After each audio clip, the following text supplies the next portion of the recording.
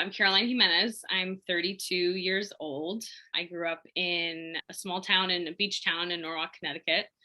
I'm the youngest of three girls, and I had a pretty good childhood in regards to I was really close to family. We all lived close together. I did grow up in a household with addiction and alcoholism, and that really put me on my path. I feel of getting to where I am today, of wanting to be a healer and really helping people. It's just been my passion, I feel throughout my whole life. What are other hobbies or things you did growing up or now? You do now? I always love sports. I haven't been as active as I normally am the past couple of years, but I love playing sports. I did volleyball, field hockey, lacrosse. I was goalies for all of that. I loved animals too, specifically dogs, but I have a horseback ride.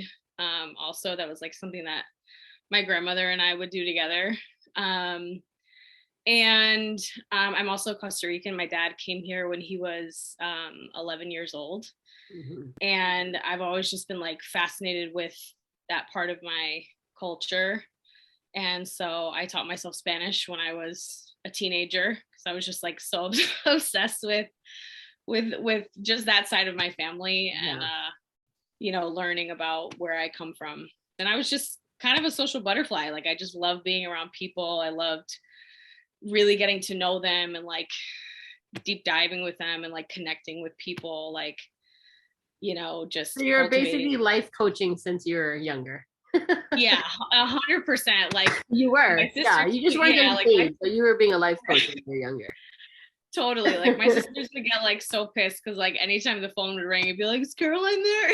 And I'd be on the phone with friends, talking to them, helping them through stuff for hours and hours and hours on end. So yeah, it's just something that really gave me joy. And I love being by the ocean too. That's my favorite thing ever.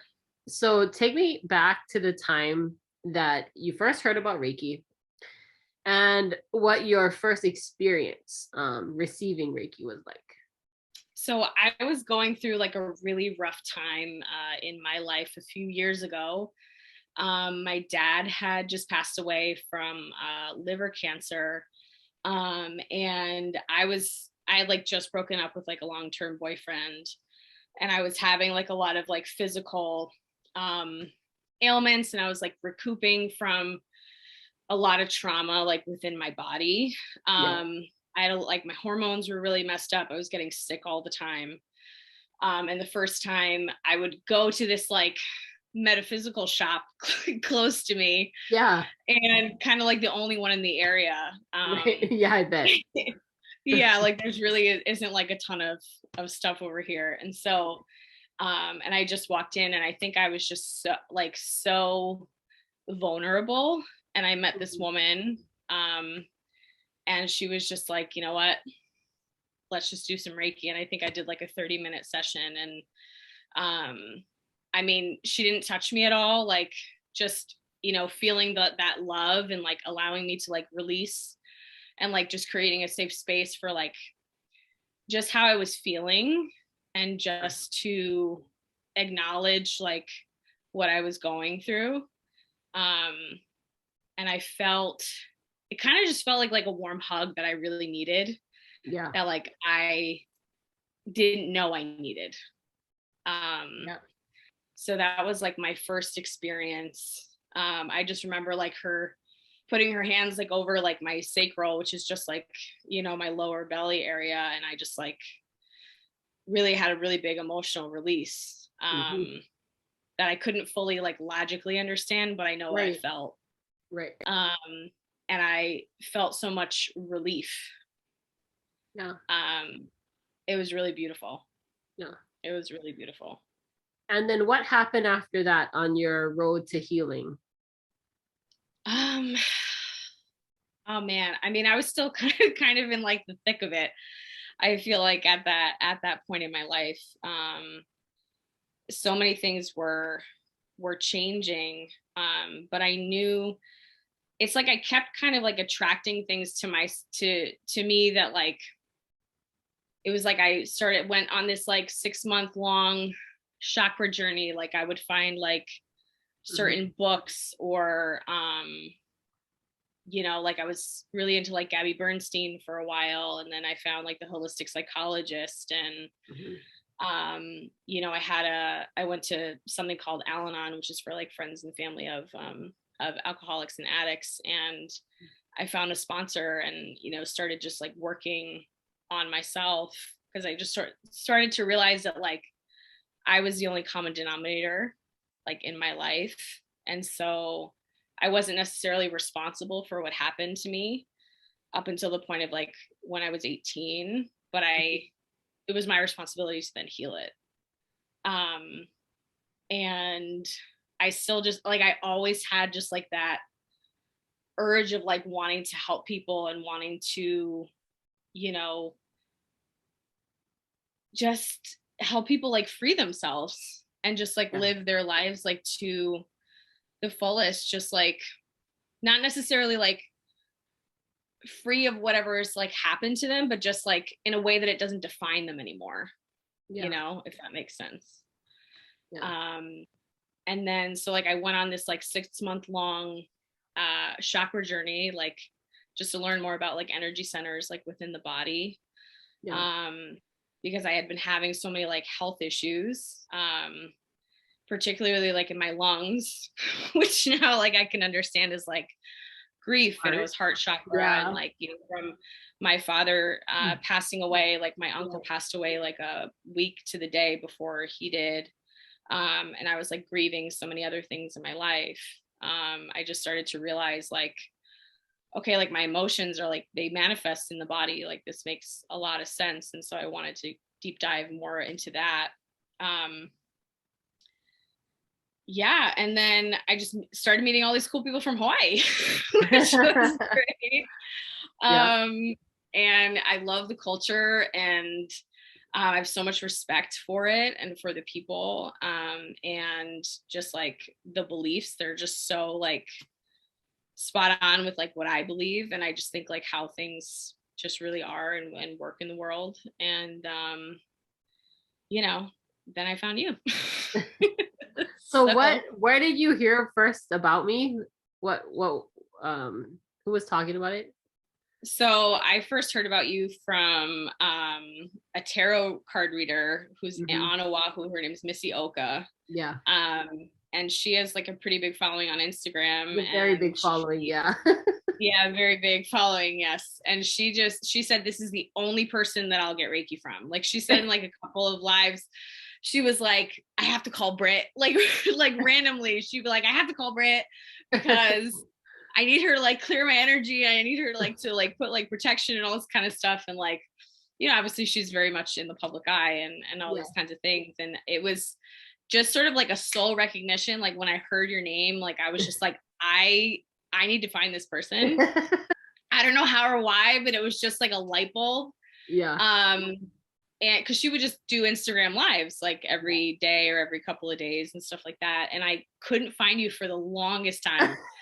Like I would look, I couldn't find, and I've been following her now for maybe like 4 or 5 years. And so, over the pandemic, she just posted, she was like, hey, like you're about to go on like maternity leave, or like you were just coming back.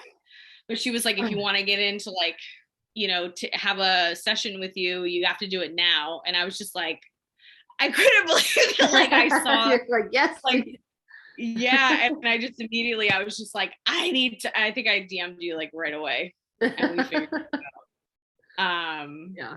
But that was like divine intervention for sure, I felt like.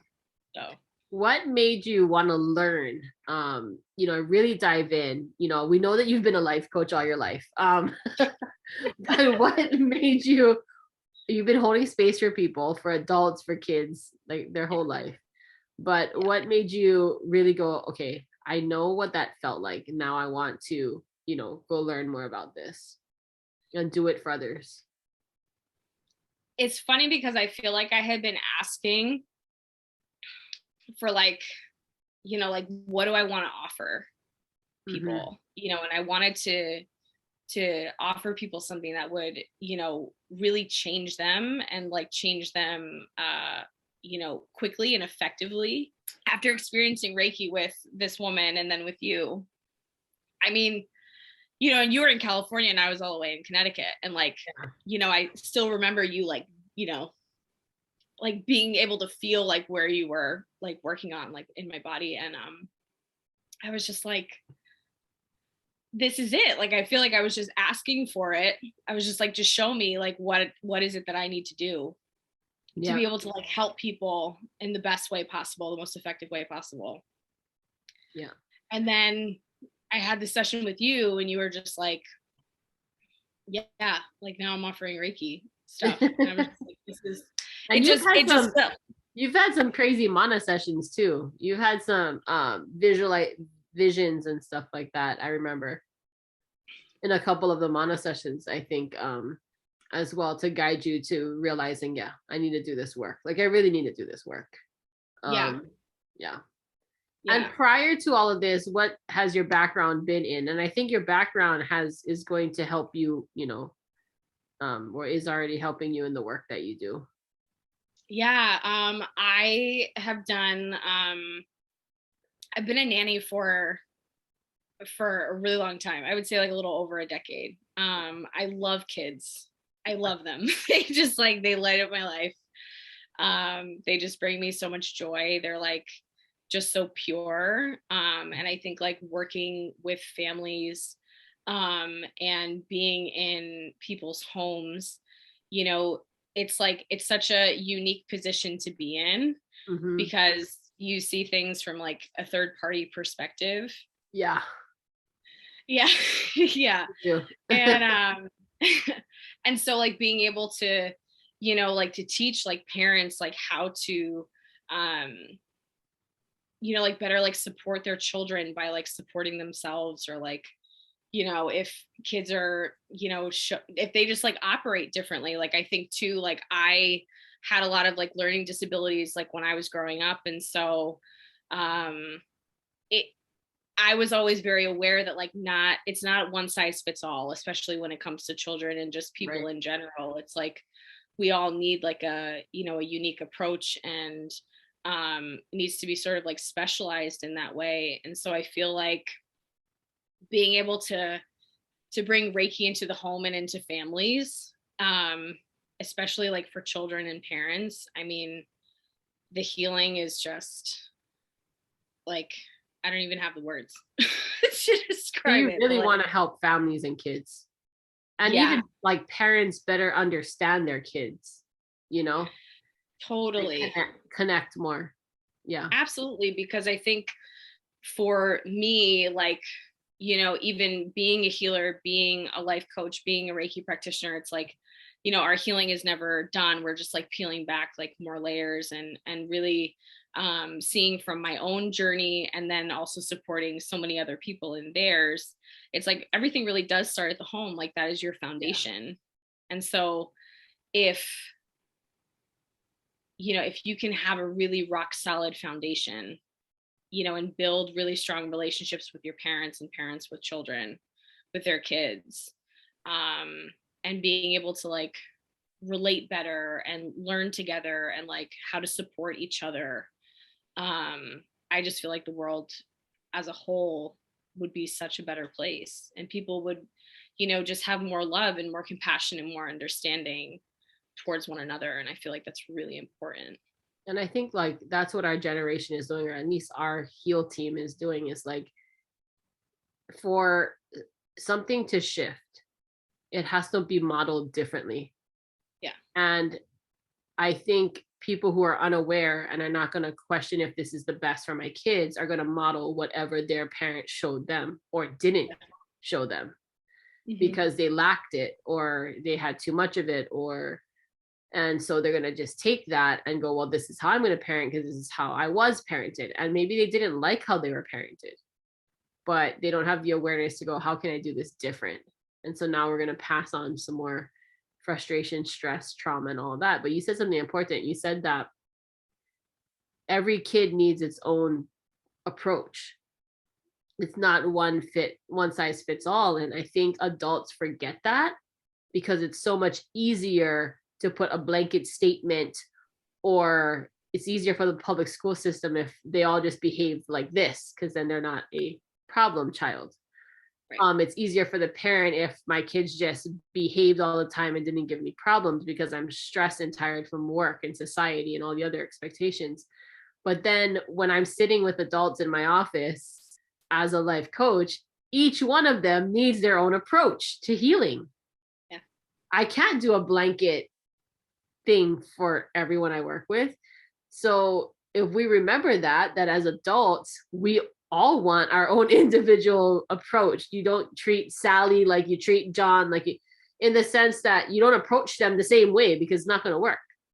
Yeah. You're not going to connect with them if you just do a cookie cutter way. And so if adults can remember that, then they can also approach kids that way and see what works best for the kid and meet them with their needs. What are your needs, right? Because a lot of times as adults, it's like, what is easier for the adult? Right. And they're making decisions based on that. Yeah. Right? Parents, yep. Teachers, administrators, doctors, all these people that are authorities are making decisions what's easiest for them, not what's best for the kid necessarily. And Correct. So we're changing that.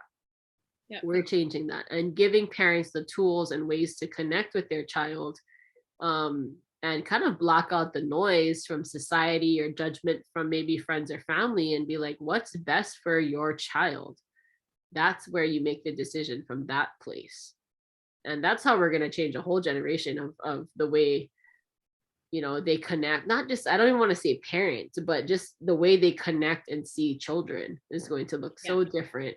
And everybody will feel, hopefully, unconditionally loved. And like you said, if you don't feel safe and fully loved and at home, how do you think that child's going to be in the rest of the world?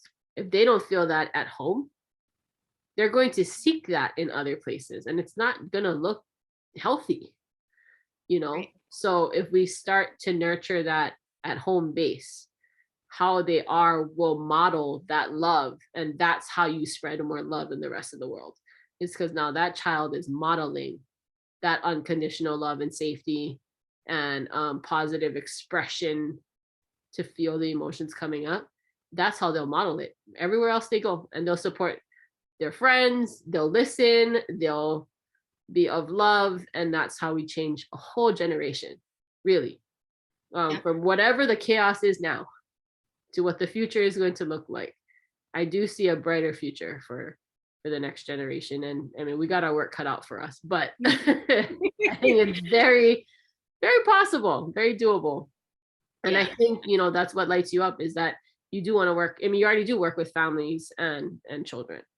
And I think, also that you do coach adults, through, in moments that they're like, I need someone to talk to now, and helping them kind of shift their perspective, so they're not like stuck.